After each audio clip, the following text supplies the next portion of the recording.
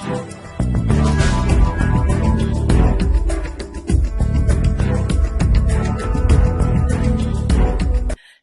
we are joined by a distinguished global diplomat, Ruth Bajada, the Deputy Head of Delegation for the European Union in Washington, D.C., a seasoned leader in international affairs with over 23 years of experience in European Union diplomacy and 20 years in foreign policy. Ms. Bajada has played a central role in shaping EU-US relations. You are most welcome. Thank you, Maria. What an introduction. What can I say after that? I'm honored to be with you. Thank you. The honor is mine. So you've worked at the core of EU foreign policy in Brussels, and now you serve as deputy head of the EU delegation in Washington. What is the biggest misconception Americans have about how the EU actually makes foreign policy decisions? Oh, wow, big question. Look, I think Americans know Europe for, I'm not sure they know us for our foreign policy in reality. I think Americans know us from how Europe touches them on a day-to-day basis. I would say they know us from let's say, a more valoric, more personal. Let's say the fact that they live in communities where people are coming either from Europe or they're Irish American, they're from Germany, from the Czech, they have roots in the Czech Republic, or in all of our member states have communities here in the United States. Yes. So I think this is where the one thing that they know us from, and then I think they know us from the fact that Europe wouldn't be, they know what they have done for Europe. So they have been there at the end of the Second World War, brought peace, and the European Union today is America's peace project. So they know, they remember those days, all have family members, or many Americans have family members they've lost in Europe, and they are attached to that, and for which we are very grateful. So I'm not sure they know us for foreign policy, but they certainly know us for this. They also know us for what we bring today. There are many young people across the United States working in European companies, or know of friends that have moved to Europe to work for American companies in Europe. Today we have a big international business.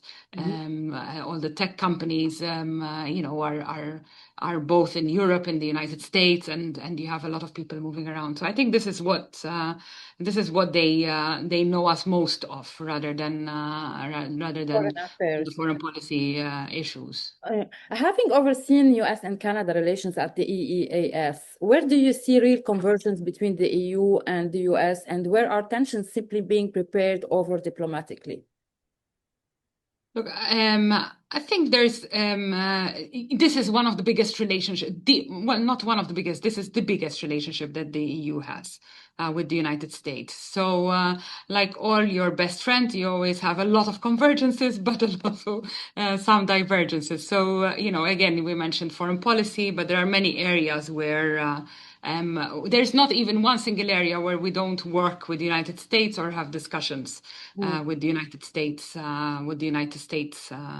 about. So it's very difficult to pinpoint at convergence and divergences. Certainly, there's a lot of convergence on the valoric agenda, and even though we do things differently from the United States, most of the time the aim is the same, or the end game is the same. But as I said, this is the biggest relationship. We have 1.7 trillion worth of goods and services moving from one side to the other side of the Atlantic. So it's obvious that we're going to find, some form of where there is a lot of happiness how certain things are going, and in some other areas where things are not going so well, or different versions of how things are going. For instance, when it comes to security and defense, some people, say that clearly Europe has to do more and has to spend more, but then they also forget the other side of the picture, where 50% of the European defense is bought from the United States. So you have sometimes, even on the same subject, you can have as sort of a different side of the same This story. This is a foreign, I mean, security and defense. What about tariffs? Does it affect the relationship, the recent regulation by Trump administration? Look, what can I say on tariffs? I think Europe has been always very clear. We do not like tariffs. We are the European Union negotiates trade agreements, and wants to put tariffs down.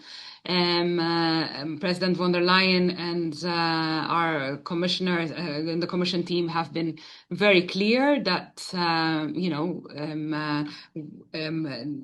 we had, we went into this negotiation to safeguard this relationship and to make sure that that the business flows, that the supply chains are safeguarded. So, are we happy with the tariffs? No, we are not. I think we have a good deal and a good negotiation overall, where we stand today, and it's a space where, again, jobs can be safeguarded, goods can flow across the Atlantic, and business can still prosper. So Yeah, that's where we are. That's where understood. we are today. Yeah, yeah. Europe speaks increasingly about strategic autonomy. In particular terms, does that strengthen or complicate the EU's partnership with the US? Look, I think we've heard very clearly President Trump, even from his first presidency, that Europe needs to do more. We have seen it also with Russia's war on Ukraine, and we see it every day with the hybrid threats that occur and occur on a daily basis in Europe. So, Europe needs certainly need to do more, and a stronger Europe is in the interest of the United States, is in the interest of NATO. Again, strategic autonomy. Maybe it's a big word, but certainly we know that the United States would like a stronger Europe that is more secure in energy, and in that space we can work with the United States. For instance, we are the biggest buyer of American liquefied natural gas nowadays. So to ensure energy security, we also need industrial resilience, and the United States is very much working now. We're working also with the United States on critical minerals, for instance, that are key also for our security and for the U.S. security. So there are many areas where there is a lot of work ongoing to make Europe stronger, to make the United States stronger. And well, if we want to call that strategic autonomy, we call it strategic autonomy. I think for us, it's about strengthening our resilience and about being a stronger actor, again, for both Europe and our partners. Globally, wonderful. You've worked inside the Council, the Parliament, and the EAS. Are EU institutions today faster and more decisive or more constrained when responding to global crises? Good question. I have been working with the EU for over 20 years now, and in many ways, at every big crisis, you always have people saying, "Oh, this will lead to the end of the EU, or the end of these institutions." And at every, from the 2008 economic crisis and COVID and Brexit and Ukraine's war, and I think we have seen that Europe thrives and grows and has been able to change at every big crisis. So many people, again, for instance, with Brexit, thought that would lead to many other countries wanting to leave the EU. I mean, to the contrary, that doesn't mean that there aren't people questioning. That's part of democracy as well, and wanting the EU to act in different areas. But in many ways, I have personally seen the EU grow. A good example is the response to the Russia's war of aggression in Ukraine. I think even Putin himself would have thought that Europe will not react. And Mm, again, we were quite fast. We are now at 19 packages. Nobody would have thought that Europe would support Ukraine militarily. We are one of the biggest supporters of Ukraine militarily, and now we see the European Union supporting its member states in the area of defense. That's one of the areas where we have seen biggest growth. So again, I think we see. I've seen a European Union that is changing, that is becoming stronger, and that's been responding, adapting to respond to different crises mhm, as we face them. mhm. Immediately, yes. From Chile to Lebanon to Washington, you've seen very different systems, political systems. What common warning signs do you see when democracies begin to erode? Interesting question. Demo, Democracy is being questioned everywhere, I would say, Mm, and it's in many ways also fragile, but I haven't seen anyone that criticizes democracy that comes up with a formula that works or that will be accepted. So let's keep that in mind. What I'm most worried about is misinformation, I would say, when it comes to how democracy can be challenged. We've mm, seen misinformation and disinformation play out in Europe quite strongly. Again, much, even in COVID on vaccines, anti-vaccine movements, misinformation around political parties,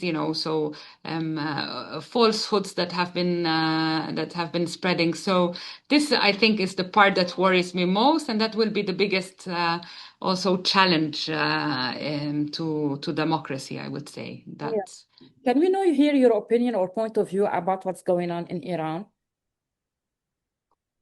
Look, I think also the European leadership has been very clear about what is going on in Iran, and we've stated very openly our support to the protest movements.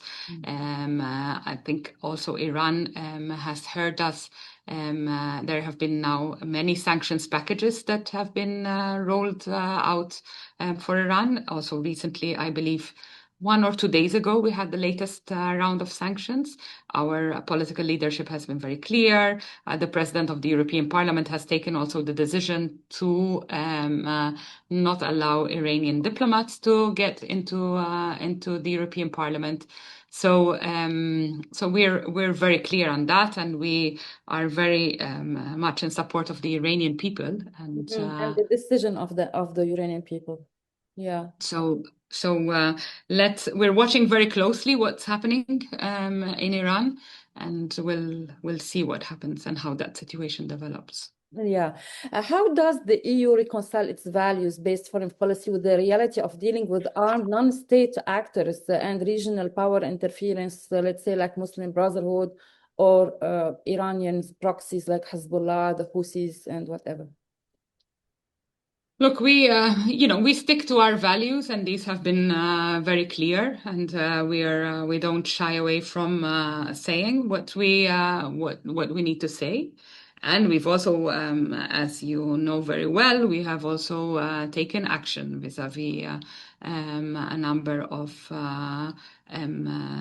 state and non-state armed actors.